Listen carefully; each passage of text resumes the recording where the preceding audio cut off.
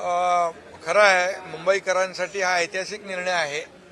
कारण गेले अनेक वर्षापासून ओसी नसलेल्या इमारतींमधील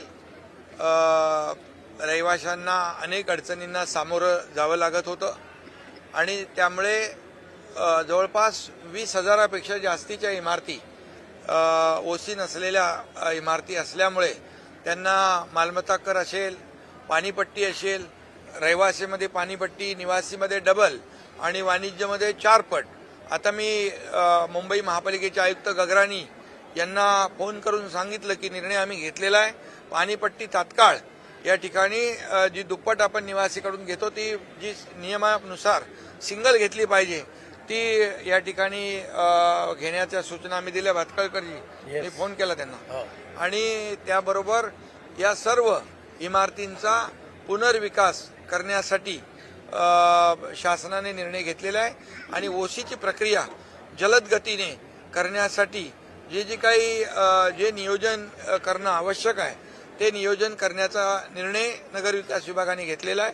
त्याचबरोबर मुंबईमध्ये भाडे तत्वावर म्हणजे पागडी सिस्टीमवर जवळपास 28,000 इमारतींच्या केसेस पेंडिंग आहेत आणि मालक आणि पागडीमध्ये राहणारे रहिवासी जवळपास यामध्ये देखील 10 लाखापेक्षा जास्ती रहिवासी संख्या आहे आणि ते देखील गेले अनेक वर्षापासूनचा जी मागणी आहे त्यामुळे त्या इमारतींचा पुनर्विकास होत नाही, त्या जीर्ण झालेल्या आहेत आणि त्यामुळे त्यांचा पुनर्विकास रखडलेला आहे आणि म्हणून जे अधिनियम आहेत त्याच्यामध्ये अधिकची तरतूद करून त्या देखील इमारतींचा पुनर्विकास झाला पाहिजे. जे रहिवासी जो राहतोय त्यांनी वापरलेलं व्याप्त केलेलं क्षेत्रफळ म्हणजे त्यांनी वापरलेलं क्षेत्रफळ त्याला मिळालं पाहिजे आणि त्याचबरोबर मालक म्हणून आपल्याला त्याचं बेसिक FSI जो आहे तो देखील त्याला मिळाला पाहिजे. यामुळे मालक आणि पागडीवर राहणारा रहिवासी या दोघांचे हक्क जे आहेत अबाधित ठेवलेले आहेत आपण आणि त्यामुळे या संपूर्ण मुंबईमध्ये जे पागडी वर राहणारे रहिवासी यांना देखील हक्काचं घर मिळेल आणि मालकाला देखील त्याचा जो काही अधिकार आहे तोही त्याला मिळेल. त्यामुळे मुंबई पागडीमुक्त मुंबई अशा प्रकारची जी काही संकल्पना किंबहुना जी मागणी गेल्या अनेक वर्षापासूनची आहे ती देखील पूर्ण करण्याचा निर्णय आज नगरविकास विभागाने घेतलेला आहे. त्याचबरोबर संजय गांधी राष्ट्रीय उद्यानामध्ये जे 25,000 लोक राहतात त्यांना देखील त्या फेरीमध्ये म्हणजे सुप्रीम कोर्ट आपल्या हायकोर्टाचे जे काही कारवाईचे आदेश येतात त्यामुळे त्यांच्या डोक्यावरची टांगती तलवार देखील दूर करण्यासाठी जे काही नियमामध्ये बदल करणे आणि आजूबाजूच्या परिसरामध्ये त्यांचं पुनर्वसन करणे या बाबतीत देखील धोरणात्मक निर्णय नगरविकास विभागाने घेतला आहे आणि त्याचबरोबर जुन्या गिरणीच्या जागा आहेत त्या जागेमध्ये ज्या जुन्या चाळी आहेत त्या चाळींचा देखील पुनर्विकास थांबला होता. त्यामुळे ज्या गिरणी कामगारांनी खऱ्या अर्थाने मुंबईमध्ये ज्यांचं योगदान आहे गिरणी कामगारांचं त्यांच्या पुनर्विकासाचा मार्ग देखील जो काही अडचणीत होता त्या पुनर्विकासाचा मार्ग देखील मोकळा करण्यासाठी नगरविकास विभागाने निर्णय घेतला आहे आणि त्यासाठी जे काही अधिनियमामध्ये बदल करायचे आहेत ते बदल केलेत आणि मला वाटतं गिरणी कामगारांना देखील न्याय मिळेल अशा प्रकारचे 4 निर्णय जे आहेत हे मुंबईकरांसाठी अतिशय महत्त्वाचे आहेत आणि ते निर्णय आपण नगरविकास विभागाच्या गृहनिर्माण विभागाच्या माध्यमातून आम्ही घेतले. मुख्यमंत्री महोदय, मी, अजितदादा आम्ही चर्चा केली आणि मुंबईचे सर्व नगरसेवकांची देखील तीच मागणी होती.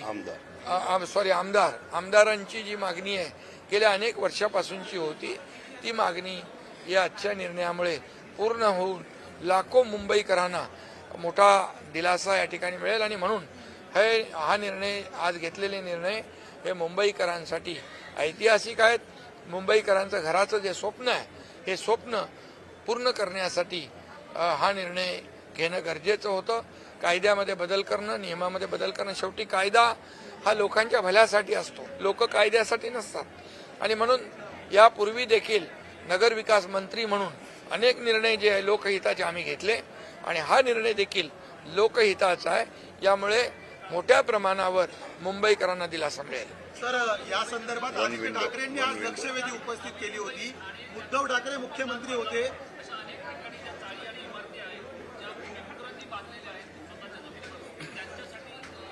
हा निर्णय जो आहे मुंबई, ठाणे, नवी मुंबई, मीरा भाईंदर, कल्याण डोंबिवली किंवा इतर ज्या महापालिका आहेत या सगळ्यांसाठी आम्ही लागू करणार आहोत.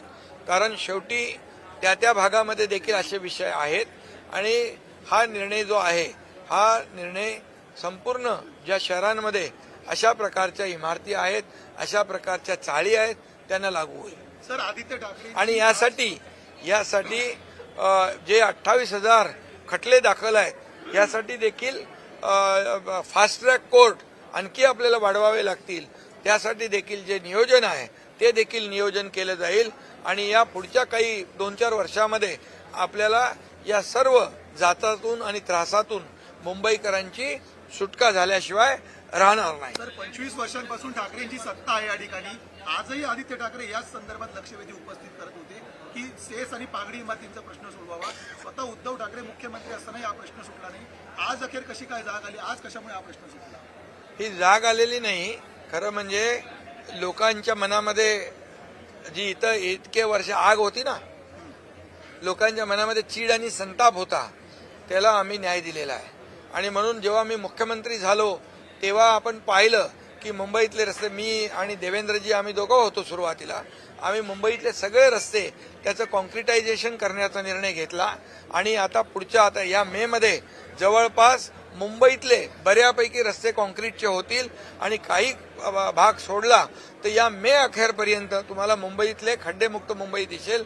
काही मुंबईतला काही भाग या पुढच्या म्हणजे वर्षभरामध्ये पूर्ण मुंबई खड्डेमुक्त झाल्याशिवाय राहणार नाही.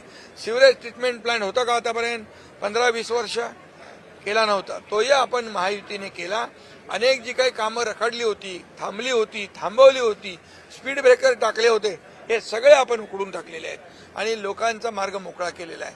आणि त्यामुळे त्याला इच्छाशक्ती पाहिजे आणि धाडसाने निर्णय घेण्याची हिंमत पाहिजे आणि ती महायुतीमध्ये आहे. आणि म्हणूनच महायुती सरकारला झालेल्या विधानसभेच्या निवडणुकांमध्ये जनतेने लँडस्लाईड मॅन्डेट दिलं आणि म्हणून आम्ही हे निर्णय जे घेतोय ते जनतेने जो निकाल दिलेला आहे आणि त्यामुळेच खऱ्या अर्थाने जनतेला देखील त्यांच्या ज्या समस्या आहेत, प्रश्न आहेत ते सोडवण्याचं काम सरकारचं आहे, ते आम्ही करतोय. मराठी माणूस तुमच्या पाठीशी उभा राहील या निर्णयामुळे. सातत्याने तुमच्यावरती आरोप ठाकरेगड करत होत्या. अरे त्यांना आरोप करण्याशिवाय दुसरं येतच नाही काय. त्यामुळे त्यांनी आरोप करू द्या, टीका करू द्या, आम्ही काम करत राहू. आणि हे काम बोलत आहे जे 2.5-3.5 वर्षामध्ये आम्ही काम केलंय हे लोकांसमोर आहे, मुंबईकरांसमोर आहे. त्यामुळे मुंबईकर सुज्ञ आहे, तो विकासाला चालना देणारा आहे, विकासाच्या पाठी उभा राहणार आहे. आणि आमचा अजेंडा जो आहे हा आमचा अजेंडा डेव्हलपमेंट आहे. आणि म्हणूनच मुंबई महापालिकेत कामाची पावती मिळेल का? निवडणूक अवघ्या महिन्याबरोबर आलेली आहे. काय कुठला त्या बाबतीमध्ये देखील आम्ही विचार करतोय की सिडकोच्या घरांच्या किमती कशा परवडेबल असतील त्यावर देखील आपण विचार करू.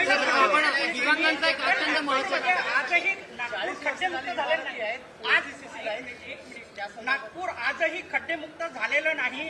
कामठी रोडनी जाऊन बघा किंवा गोडीबार चौकडी येऊन बघा, कामठी रोडला सर्वाधिक खड्डे दिसतात. नगर विकास विभागाच्या माध्यमातून जिथे रस्ते खराब असतील ते अरे बाबा सांग, आता तुम्ही सांगितलं बोलू द्या, ते देखील खड्डे मुक्त केले जातील आणि लोकांना ज्या सुविधा पाहिजेत दिल्या जातील. आज भाजप प्रदेशाध्यक्ष रवींद्र चव्हाण तुमची रात्री 9 वाजता बैठक असल्याची माहिती होते.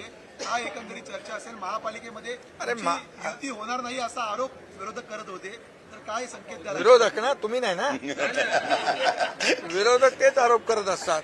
पण तुम्हाला मी सांगतो महापालिकांमध्ये मुंबईसह सर्व महापालिकांमध्ये आमची युती होईल, महायुती होईल आणि महायुतीत सर्व निवडणुका जिंकेल. सर, राज्यातल्या दिव्यांगांचा एक अत्यंत महत्वाचा प्रश्न आहे. आपण जर पाहिलं तर सध्या अद्यापही संजय गांधी निराधार 2,500 सर्व दिव्यांगांना मिळत नाहीये. काय ज्या दिव्यांगांच्या अडचणी असतील त्या सोडवल्या जातील. आपलं राज्य दिव्यांग मंत्रालय काढणारं महाराष्ट्र देशातलं पहिलं राज्य आहे आणि त्यामुळे दिव्यांगांच्या बद्दल राज्याला सहानुभूती आहे बिलकुल, आणि त्या ज्या ज्या काही अडचणी असतील त्या आम्ही दूर करू. चला, थँक्यू.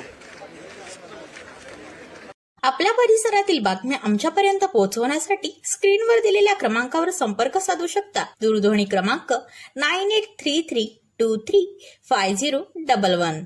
त्याचप्रमाणे अधिक माहितीसाठी स्क्रीनवर दिलेल्या KTV न्यूजच्या ईमेल आयडीवर देखील संपर्क करता येईल.